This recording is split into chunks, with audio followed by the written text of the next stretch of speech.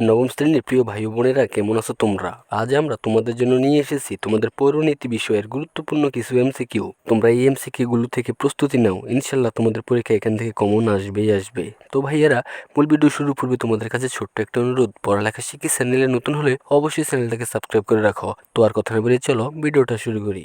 তো দেখো ভাইয়ারা, প্রথমেই আছে পৌরনীতিকে কোন ধরনের বিজ্ঞান বলা হয়? সামাজিক বিজ্ঞান, নাগরিকতা বিষয়ক বিজ্ঞান, মনোবিজ্ঞান, নৃবিজ্ঞান। সঠিক উত্তর নাগরিকতা বিষয়ক বিজ্ঞান। 2. পৌরনীতি শব্দটি কোন ভাষা থেকে এসেছে? গ্রিক, ল্যাটিন, ইংরেজি, স্প্যানিশ। সঠিক উত্তর ল্যাটিন। 3. সিভিল শব্দের অর্থ কি? নাগরিক, নগর রাষ্ট্র, নাগরিকতা, জাতিরাষ্ট্র। সঠিক উত্তর নাগরিক। 4. প্রাচীনকালে ছোট ছোট নগর নিয়ে কোনটি গড়ে উঠত? বৃহৎ সমাজ, সম্প্রদায়, পঞ্চায়েত, নগর রাষ্ট্র। সঠিক উত্তর নগর রাষ্ট্র। 5. পৌরনীতিকে কে জ্ঞানের মূল্যবান শাখা বলেছেন? John Locke, MacIver, White, Thomas Hobbes. সঠিক উত্তর হোয়াইট।